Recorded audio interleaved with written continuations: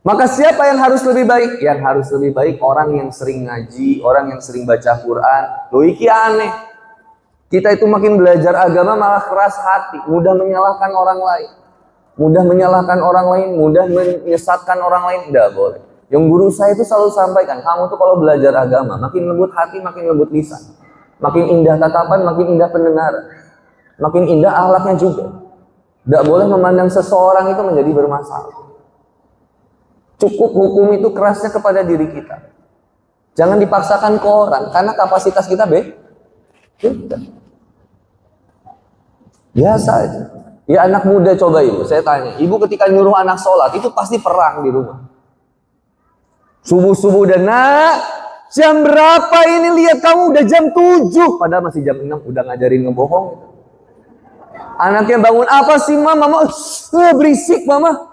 Akhirnya anak ibu pura-pura ke kamar mandi, masuk kamar, tutup, siapin sejadah, dia tidur. Gak sholat itu. Tapi ketika ibu buka kamar, ngelihat sejadah udah terhampar, oh dia udah sholat. Padahal nggak sholat. Pertanyaannya, ibu maksa anak sholat atau memahamkan anak untuk sholat? Halo, assalamualaikum. Mahamin anak untuk sekolah atau memaksakan anak untuk sekolah? Nih, tanya anak-anaknya. Halo, yang masih sekolah hadir? Yang masih SMA ada? Enak sekolah, enak libur? Enak ada PR atau nggak ada PR? Enak ada guru atau nggak ada guru? Buang-buang uang bu kita sekolahin anak kita. Anak kita ini nggak pengen sekolah. Yang mahasiswa, enak kuliah atau nggak kuliah? Ada yang kuliah nggak? Oh, drop out ya. Oh, ada ya. Saya itu tanya ke anak saya juga. Saya nggak pernah maksa anak saya sholat. Kamu tuh harus sholat, kamu neraka jahanam kan sa? Nggak pernah. Yo saya tuh sama anak saya kan sa. Mau sholat gak? Karena dia belum balik ya. Mau sholat gak? Papa sholat, mama sholat. Ya papa ke masjid. Ya gitu biasa. Ya memang kebiasaan itu bisa memunculkan ketaatan. Tapi saya lebih senang itu memahamkan. Nah, kemudian ketika dia sekolah itu. Ketika dia sholat itu, dia suatu saat itu nanya.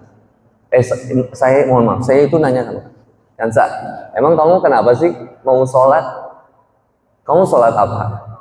Aku sholat subuh. Jam berapa? Iya, ini jam 7. Ya kan, karena masih belum balik ya, jadi masih belajar. Terus saya tanya, terus ngapain kamu sholat? Karena disuruh sama papa, sama mama. Sama guru aku juga disuruh, nanti aku dapat nilai tambahan.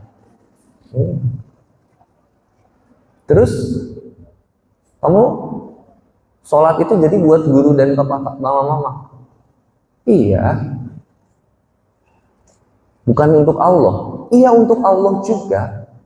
Terus kenapa sekarang harus sholat buat Allah? Kamu sayang sama papa enggak? Sayang. Sayang papa atau sayang Allah? Sayang papa. Kenapa sama Allah nggak sayang? Sayang juga, tapi lebih sayang ke papa. Kenapa? Karena papa sering kasih hadiah. Karena papa sering ngasih jalan-jalan, ngajak jalan-jalan. Kalau kamu sayang sama papa, mau nurut sama papa nggak? Ya nurut sama papa. Kalau nggak nurut, nanti aku nggak dikasih uang jajan.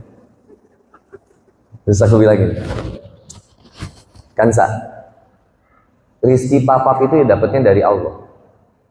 Sekarang papa tanya, yang bikin kamu bisa jalan, bisa lari, bisa naik sepeda, yang ngasih kaki sama kamu, papa atau Allah?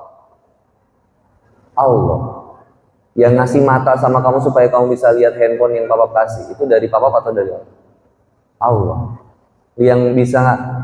Yang ngasih mulut sama kamu supaya kamu bisa makan, itu dari papa atau dari Allah? Allah.